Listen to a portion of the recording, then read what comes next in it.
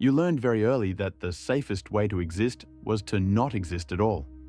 Not literally, of course. You were there. You occupied space. You breathed. You ate. You went to school. But somewhere in the background of your childhood home, you made a quiet, unconscious calculation that would shape the architecture of your entire emotional life. If I need less, I'll be hurt less. If I'm quieter, I won't be a burden. If I disappear just enough, they won't forget me entirely, but they also won't be annoyed by me. You might remember the exact moment you realized it. Maybe you were trying to tell your parent about something that mattered to you, a story from school, a fear you had, a dream you wanted to share, and mid-sentence, their eyes glazed over, or their phone rang, or they turned to your sibling and asked them a question, as if you hadn't been speaking at all, and you felt it. That specific hollow ache of being physically present but emotionally invisible. So you stopped trying. Not dramatically, not with protest. You just folded inward. You learned to entertain yourself, to solve your own problems, to cry quietly, if at all. You became a ghost in your own home, seen but not noticed, there but not considered. And here's the cruelest part. You were praised for it. You're so easy. You never cause problems. I wish your sibling was more like you. You became the child who didn't need anything, and in a house with limited emotional resources that made you valuable in the most heartbreaking way. Your silence became your currency. Your self-sufficiency became your worth. But what no one told you, what you're only now beginning to realize, is that the thing that protected you then is destroying you now. The skill you developed to survive an emotionally neglectful childhood has metastasized into a life where you struggle to ask for help, to believe your needs matter, to take up space without apologizing for it. You became so good at being invisible that even now, as an adult, you can't quite convince yourself that you're allowed to be seen. This is the psychology of the ignored child. And if you recognize yourself in these words, I want you to know, your absence was never neutral.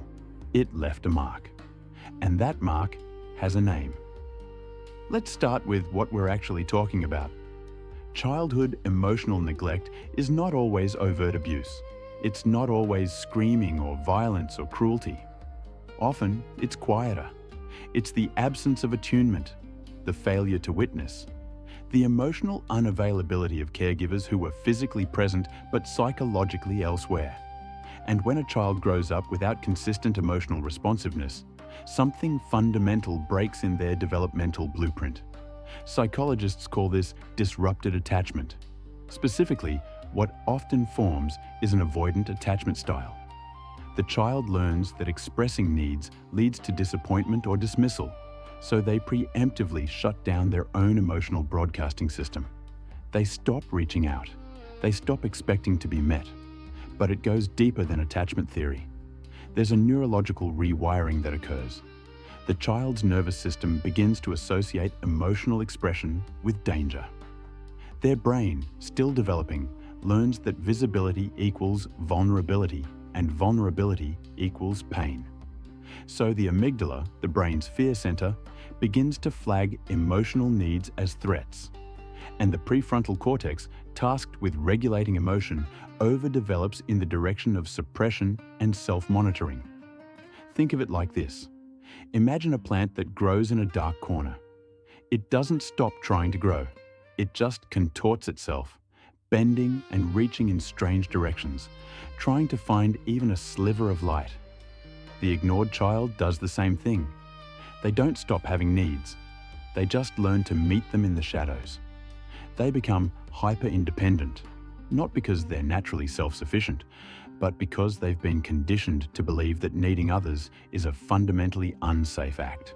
This is what psychologists call hyper-independence, a trauma response disguised as strength. It's the belief buried deep in your nervous system that relying on others is not just uncomfortable, but existentially dangerous. And then there's the concept of learned invisibility. In childhood, you discovered that the less emotional space you took up, the smoother things went. So you minimized yourself. You became the child who didn't complain, who solved problems alone, who never asked twice. And your caregivers, overwhelmed or distracted or simply unaware, interpreted your silence as contentment. They didn't realize you weren't fine. You were just trained not to show them otherwise. But perhaps the most insidious part of this psychological adaptation is what happens to your internal dialogue. When a child is repeatedly ignored, they internalize a devastating message. I am not worth paying attention to. This becomes the foundation of their self-concept. Not consciously, but in the quiet, wordless depths of their identity formation. They begin to gaslight themselves, to pre-reject their own needs before anyone else can. It's not that bad. Other people have it worse. I'm fine. These become not just statements, but survival mechanisms. The ignored child grows up with a profound distrust of their own interiority. They learn to dismiss their emotions before anyone else can dismiss them. They become their own first and most consistent abandoner. Let me tell you what this costs. It costs you the ability to believe that your presence matters. It costs you the capacity to rest without feeling guilty. It costs you the freedom to express a need without the crushing weight of shame following immediately behind it. You become an adult who can give endlessly but can't receive. Who can show up for others but feels like an imposition when you need support. Who apologizes for existing in ways that other people don't even notice. You say sorry before asking questions. You minimize your pain in the presence of others' suffering.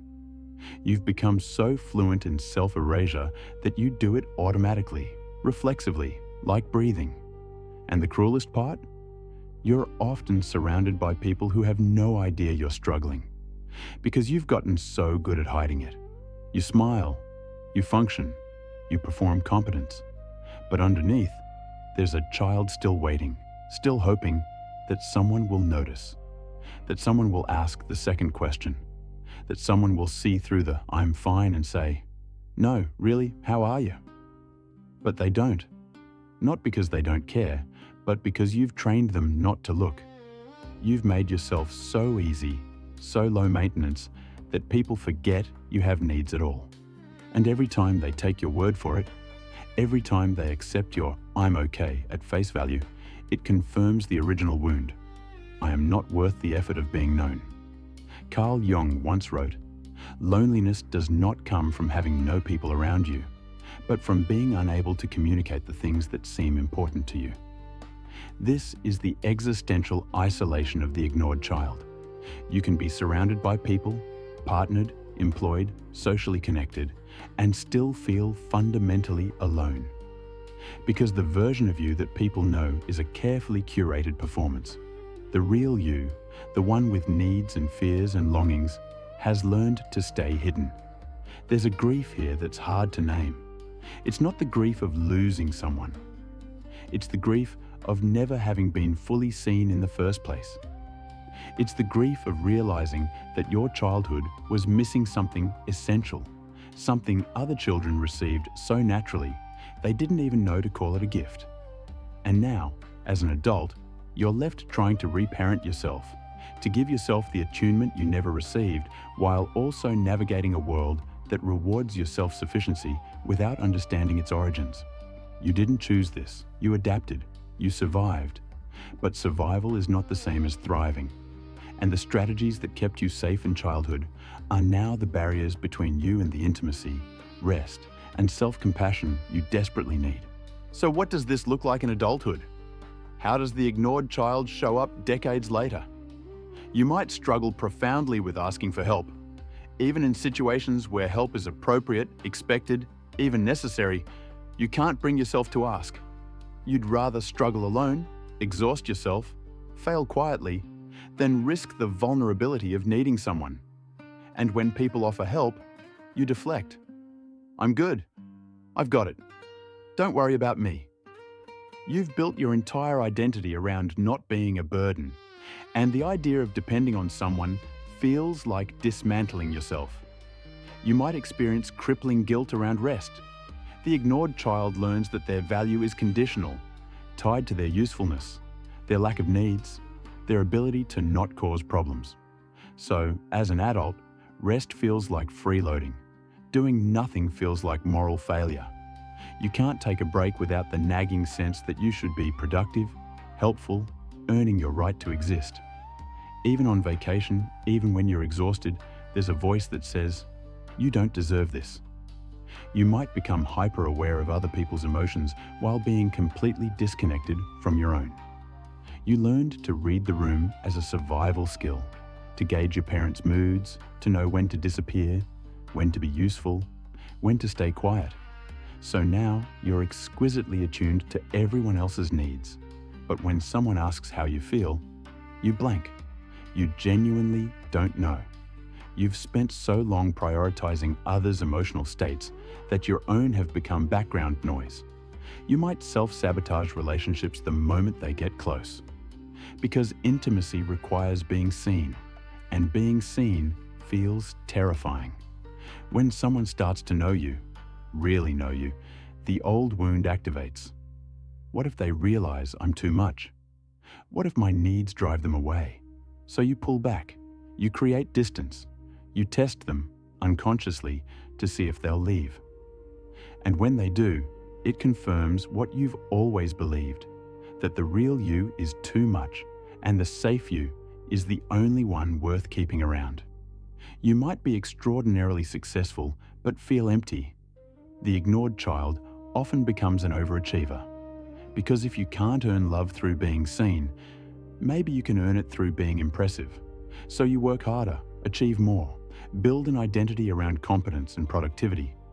But no amount of external validation fills the void. Because the thing you're actually hungry for isn't admiration, it's attunement. It's someone saying, "I see you and you matter," not because of what you do, but because of who you are. You might minimize your pain compulsively. Someone shares a struggle, and you immediately think, "Well, mine isn't that bad." You fracture your arm and say, "At least it's not broken." You're exhausted and say, "Other people have it worse." You've internalized the message that your suffering doesn't count, that your pain is an inconvenience, that the appropriate response to your own struggles is dismissal. You've become to yourself what your caregivers were to you, absent. You might feel profoundly uncomfortable receiving compliments, gifts, or attention. Because in your nervous system, visibility still equals danger. When someone praises you, you deflect. When someone gives you a gift, you feel indebted. When someone centers you in a conversation, you redirect. It's not humility, it's self-protection. Because you learned that taking up space leads to disappointment, and the safest place to be is on the periphery. These are not personality flaws. These are coping mechanisms. They are the psychological scar tissue of a child who learned that disappearing was safer than being seen. But here's what you need to understand. These patterns can be unlearned, not erased, not fixed, but witnessed, understood, and slowly, carefully renegotiated. The first step is recognizing that the voice in your head that says, "You're being too much. You don't matter. You should handle this alone." That's not the truth. That's a recording. It's the internalized voice of caregivers who couldn't meet you. And it's been playing on loop for so long that you've mistaken it for reality. But it's not. It's a story your nervous system told you to keep you safe. And now, as an adult, you have the power to write a different one. Healing from childhood emotional neglect is not about becoming a different person. It's about untangling yourself from the survival strategies that no longer serve you. It starts with witnessing, not fixing, not optimizing, not even changing yet, just witnessing. Seeing the pattern for what it is. Recognizing that the reason you can't ask for help isn't because you're broken, but because you were trained to believe your needs were unwelcome. That the reason you feel guilty resting isn't because you're lazy, but because you learned your value was conditional. That the reason you shut down in relationships isn't because you're incapable of intimacy, but because intimacy was never safe. And then, slowly, comes reparenting. This is the psychological work of giving yourself what you didn't receive. It's learning to notice your needs without judgment. to speak them aloud, even when it feels terrifying, to sit with discomfort instead of reflexively minimizing it. It's the practice of saying, "I matter," even when every fiber of your conditioning tells you otherwise. One powerful practice is externalizing the inner critic. When that voice says, "You're too much," ask yourself, whose voice is that? Often, it's not yours. It's the echo of a caregiver who was overwhelmed, distracted, or emotionally unavailable. And once you recognize it as an external message that you internalized, you can start to challenge it. You can say, "That's not true. My needs are not a burden. I am allowed to take up space." Another critical piece is choosing softness.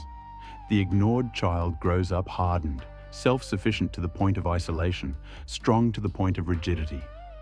But healing requires softness. It requires letting people in, even when it's uncomfortable. It requires receiving help, even when it feels vulnerable. It requires rest, even when it feels unearned. And perhaps most importantly, it requires grieving. You have to mourn what you didn't get. The attunement, the curiosity, the consistent emotional presence. You have to let yourself feel angry, sad, betrayed, not to stay stuck in victimhood, but to honor the reality of what was lost. Because you can't heal a wound you won't acknowledge. There's a quote from the psychologist Alice Miller that captures this perfectly. "The truth about childhood is stored up in our bodies, and although we can repress it, we can never alter it. Our intellect can be deceived, our feelings manipulated, but the body cannot be fooled. Your body remembers, your nervous system remembers. And the work of healing is not to convince yourself you're fine. It's to finally, truthfully, allow yourself not to be." This is not a quick process. There is no hack, no shortcut, no 5-step formula that will undo decades of conditioning. But every time you ask for help, every time you express a need, every time you let yourself be seen in your vulnerability, you are rewriting the story. You are proving to your nervous system that visibility is not fatal, that being known is not dangerous, that you are allowed to exist without apologizing for it. And slowly, so slowly you might not even notice, you start to change, not into someone else, but into a version of yourself that isn't constantly braced for abandonment, a version that can rest without guilt, a version that believes deeply and quietly that they are worth the effort of being known. You were never too much. You were just never met. And now, as an adult, you have the chance to meet yourself, to show up for the child who learned to disappear, to say, "I see you, and you matter," not because of what you do, but because you exist. That is the work. That is the healing. And that is the quiet, powerful revolution of reclaiming your right to be seen. If this resonated with you, share it with someone who might need to hear it. And remember, the goal is not to be fixed. The goal is to become whole. And wholeness includes the parts of you that were ignored, the needs that were dismissed, the child who is still waiting to be noticed. You are allowed to take up space. You always were.